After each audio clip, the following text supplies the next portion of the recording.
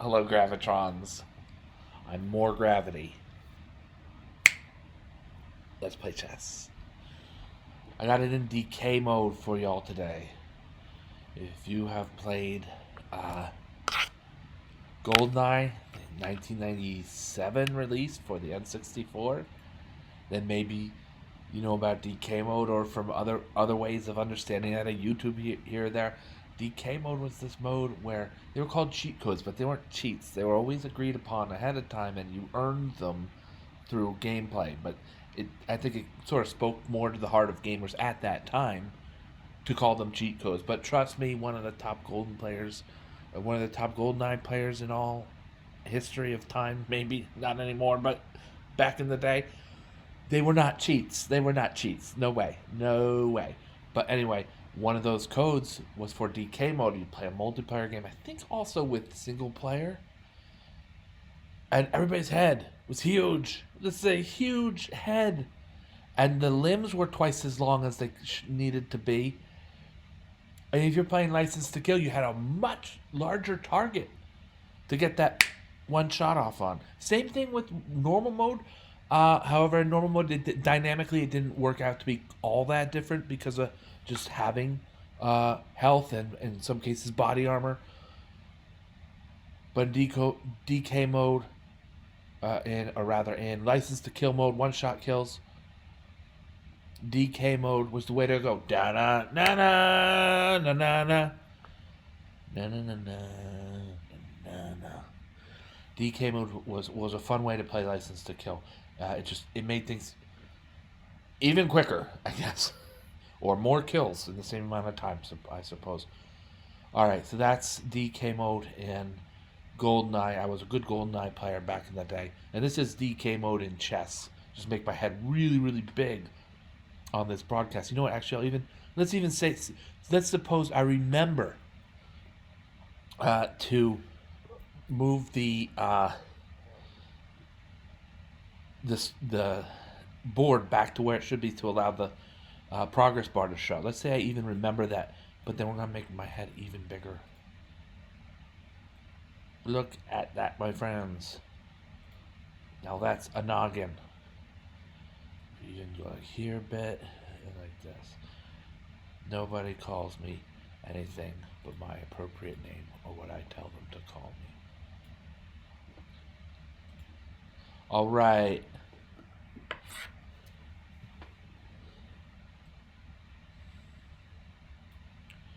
All right. So let's get going. Play some chess here. We'll start with game in 5 minutes per side. I've been given the white pieces. Let's play the Alpine Sicilian. Sometimes I move this into a English opening. We're gonna play the Alpine Sicilian instead.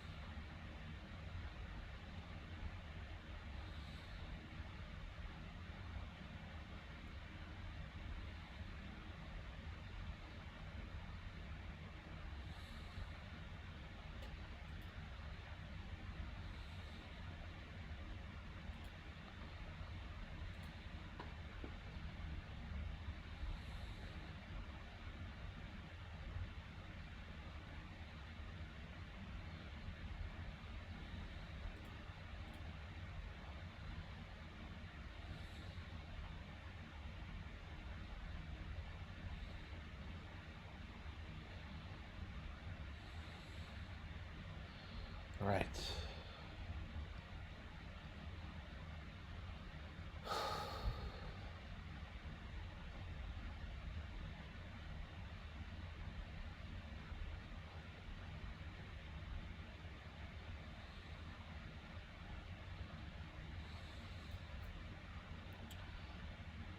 For a rematch.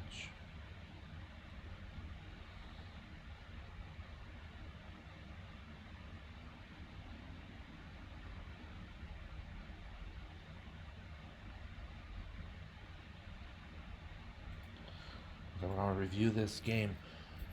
I made some missteps. You pick sometimes. Shh, George Loud. Some of the moves I made were not best move, but preserve the win nonetheless. Sometimes if you're in time pressure and you're between two moves, both of which are wins, and maybe they're quite different in terms of how the type of game that results, or however. It's advised that under time pressure, choose either of those two winning moves.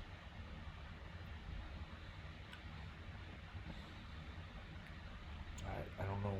It might be called Preserve the Win, if I'm recalling correctly. I think there are certain situations here. A few of the moves I made were not best move, but were definitely still good or excellent moves. So we'll take a look into that idea now as we review this game. This is the Alpine Sicilian here, folks. Sometimes called the C3 Sicilian.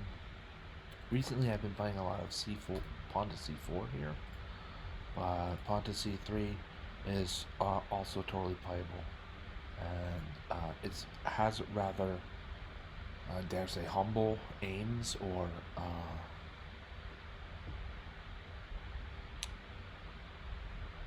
yeah, you could say has sort of humble aims. It's just white is playing for a central pawn duo and not much else beyond that. Consider that against, say, the fried liver attack, and you could say, well, fried liver attack is a little more uh, adventurous in its aims than the Alpine Sicilian. Pawn to d4, and my opponent played this move. Knight to f6 is fine here. It's a good move. Some players play that after an exchange on d4. They're both fine. I'm going to push that knight and then play bishop c4, and sort of falling into maybe like a secondary goal. I'm gonna capture on d5. Pawn takes d5, and black has some pawns on the d file that, if white takes action appropriately, could be rather weak. The only way they're not weak is because there's a pawn on c5. I chose to play knight f3 first, just getting my castle ready. I might have maybe chosen instead pawn takes c5, because after bishop takes c5, doesn't black have these two horribly doubled pawns? The problem with that is after pawn takes c5, then knight takes e. Right, remember, we're here now. So pawn takes c5, knight takes e5, and actually then maybe it's white who has a weird pawn structure even after b4, playing pawn to b4. So I didn't want to go in for that, and I thought that knight to f3 was a fine move anyway. Getting back to what we were saying earlier, might not have been the best move on the board, but it's a fine move, and white's ready to castle. His king's all nice and safe over here. Even would-be attacks along the e file aren't so bad, because the e5 pawn is protected twice, and things are looking good for white from a structural perspective. These pawns are very weak. Bishop to b4. Force the exchange here, because at worst, yeah, queen b6 complicates things, but often after bishop b4 check and then bishop to d2 to block, there'll be an exchange on d2 with capture with your b knight or with your queen, and white is just developed. It's this piece and this piece are off the board, and there's a knight now on d2. So it is actually okay for white, even despite the move being a check.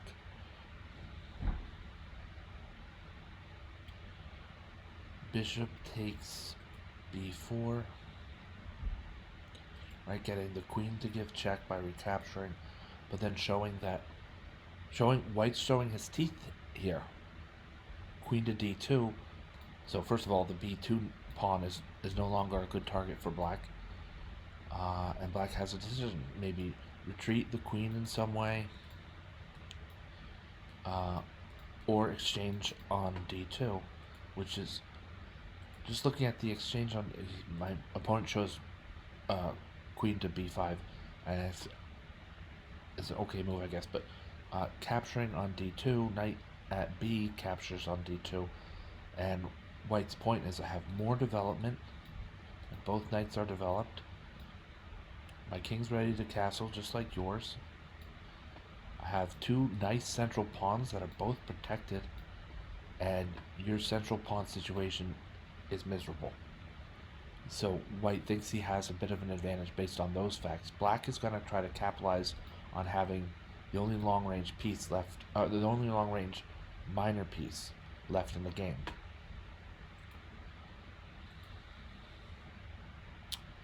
White will play knight c3, yeah, with tempo against the queen on b5. The pawn's still covered, and white is not overpowered anywhere, and is really starting to develop a strong lead in development. It's really starting to gather a strong lead in development. Not only that, but the d5 pawn is gone. I think Torch would rather have the queen go to a5. Sorry, Coach, I'm going to check in with Torch here, if that's alright. Torch would rather have the queen go to a5 and maintain some protection on this very important d pawn. That's better. It's a better move for black. That wasn't what was played, so I played the best move in response. Knight captures on d5 with this serious fork threat that is menacing. Even if that's addressed adequately, black still has a knight in black's territory that is very strong, and it's looking a little bit like white will have a successful attack. King to d7 is as good as any here, just because otherwise it's just a strict material loss, and that's hard to rebound from. It's hard to come back from. So I like my opponent's choice. So this is a strong move to forego the kingside castle and be realistic about things and cover the c7 square correctly and adequately. So that's good. It does bring in what it does is king e8. Yeah, look, that there's quite a distance between 6.2 and 4.5. King e8 forces white to find one of the winning continuations. One of them is queen g5 check. After f6, pawn takes f6.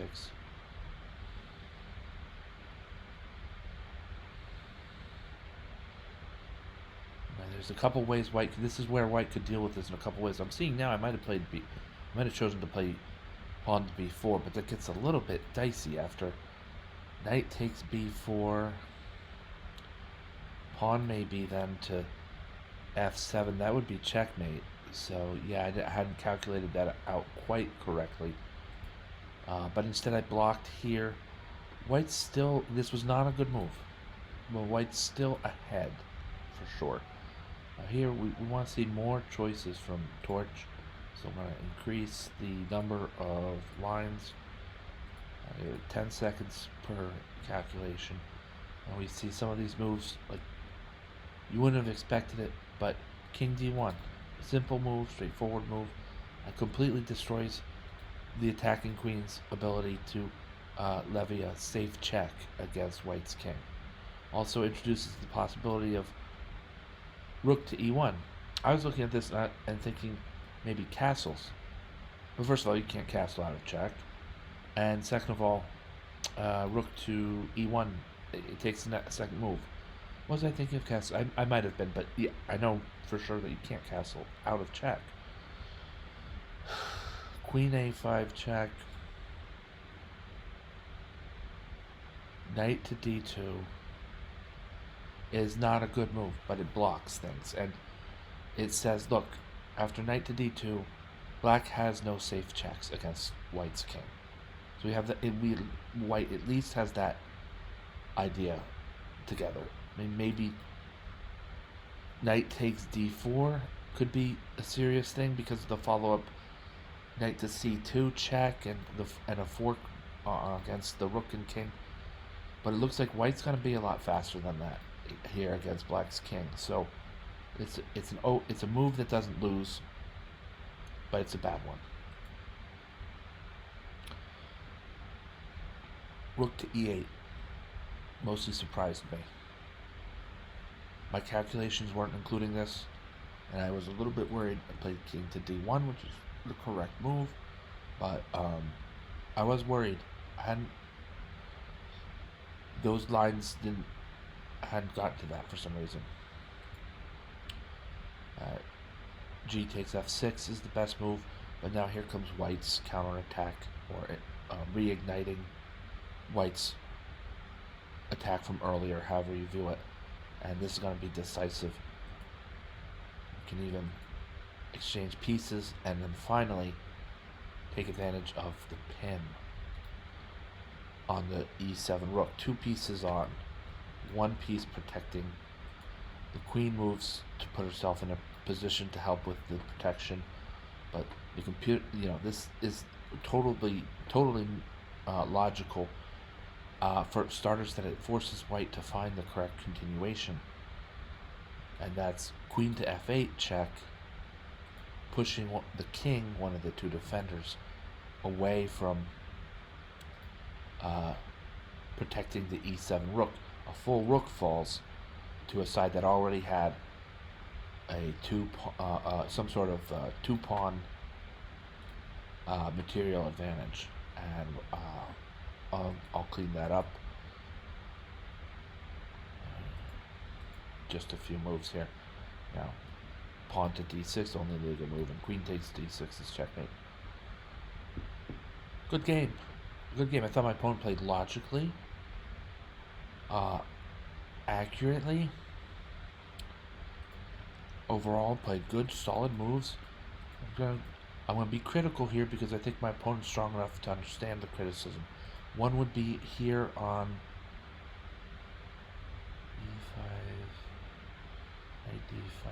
After bishop c4, the book move is knight to b6, which might look crazy because if I go pawn takes c5, then your knight's attacked again, but you just capture with the bishop here, and black should be doing okay. The issue I targeted with really the criticism is against knight to c6, because it allows bishop takes d5, and the only way to recapture is to double, like I've been saying, double these central pawns, and they're going to be a really bad doubled pawns. Sometimes doubled pawns, not like that. Sometimes doubled pawns aren't all that bad. They help, in the exchange variation of Leroy Lopez, they help control the center. It keeps certain attacks early. That black could initiate some early attacks against white's king side. These are not. These pawns are very bad double pawns. So I would play knight b6 at the appropriate moment to avoid this.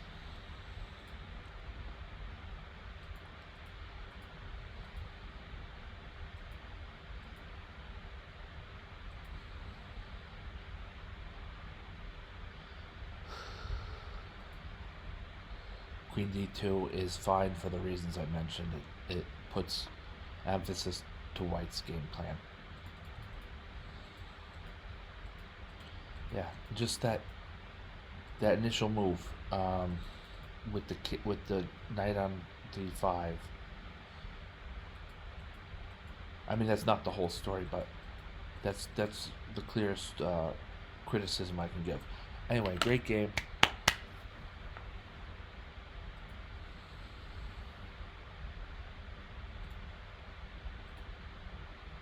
Let's see, what can we do now?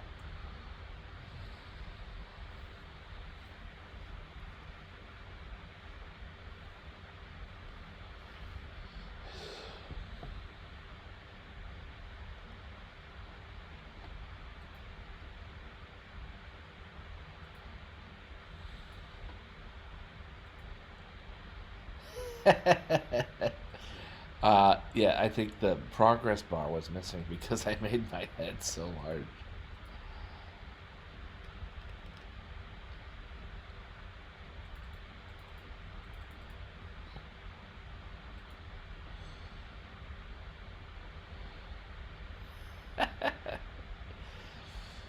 All right.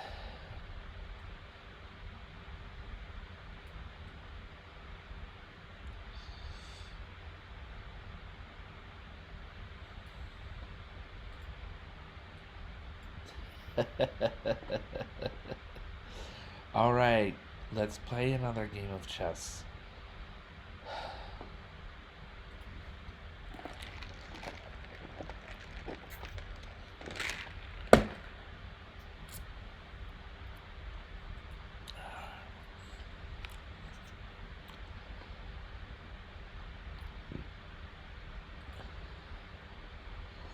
I'm gonna play probably to my next win.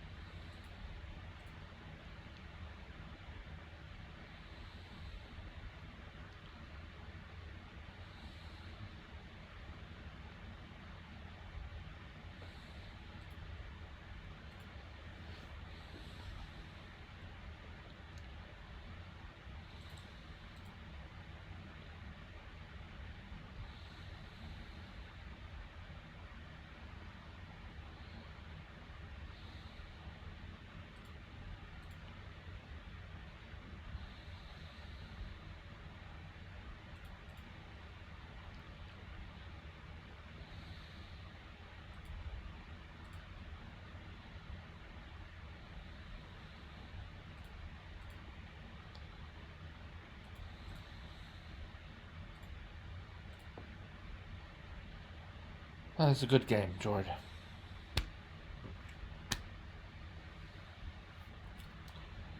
That's a good game.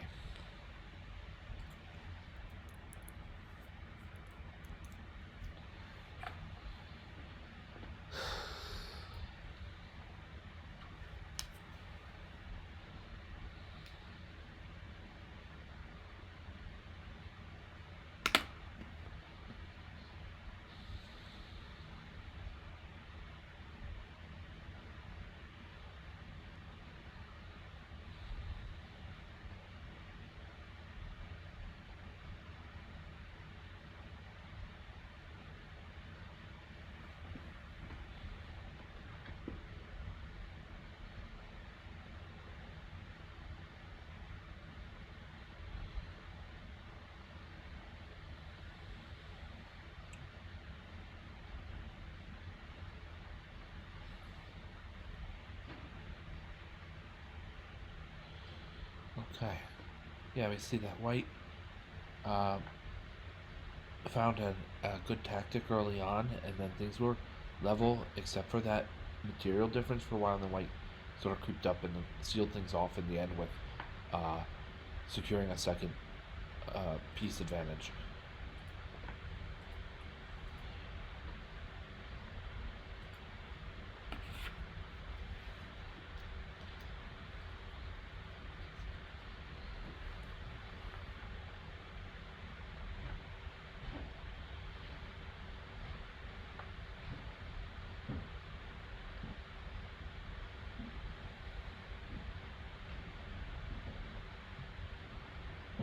The decision to reduce the amount of material here.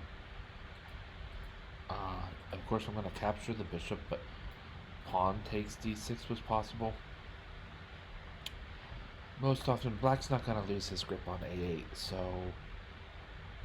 there's no reason to just kind of hope for either capturing on a8, and there's no reason to really uh,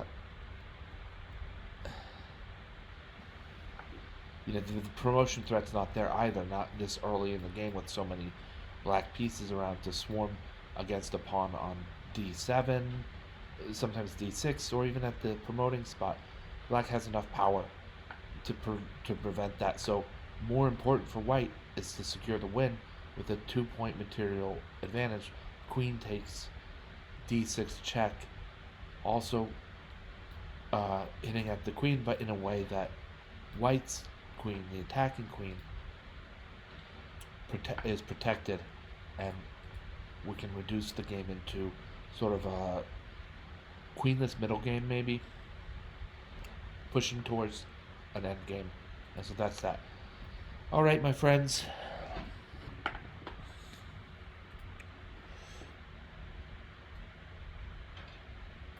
Fix the screen here. We're just gonna let this game play out.